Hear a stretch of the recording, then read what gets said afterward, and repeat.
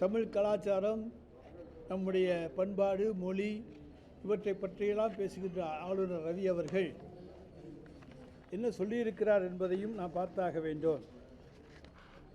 தமிழ்நாட்டையும் தமிழகத்தையும் இழிவுபடுத்துவதையே தன்னுடைய தொழிலாக கொண்டிருக்கின்ற ஆளுநர் அவர்கள் அளித்த பேட்டியில் பாஜகவினுடைய ஊதுகுழலாக அவர் முழங்கியிருக்கின்றார். திராவிடம் என்பது கற்பனை அவர் சொல்லியிருக்கிறது. தமிழ்நாட்டில் பீகாரிகள் அச்சுறுத்தப்பட்டனர்.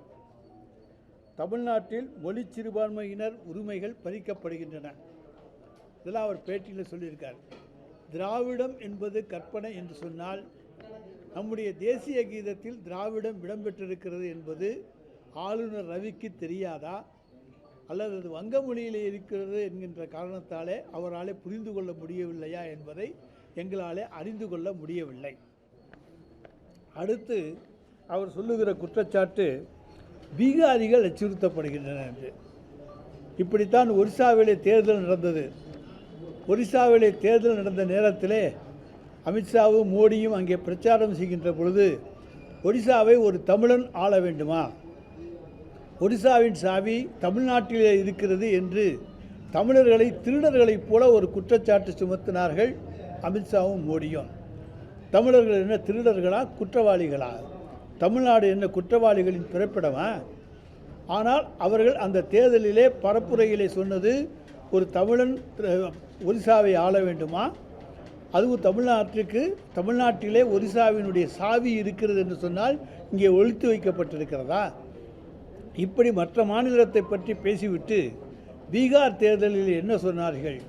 பீகாரில் இருக்கக்கூடிய பீகாரிகள் அச்சுறுத்தப்படுகின்றனர், தமிழ்நாட்டில் இருக்கக்கூடிய பீகாரிகள் அச்சுறுத்தப்படுகின்றனர், அவர்களுடைய வாழ்வாதாரம் பாதிக்கப்படுகின்ற வகையில் இருக்கிறது என்றெல்லாம் பொய்யான கட்டுக்கதைகளை அவர்கள் அவிழ்த்து விட்டார்கள்.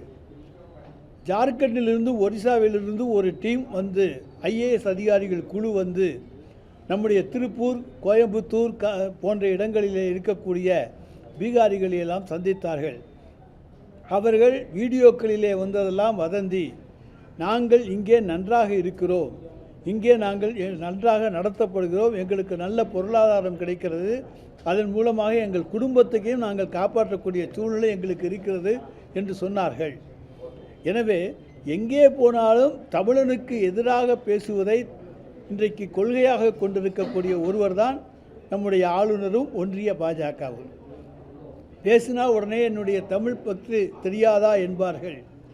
ஆனால் தமிழ்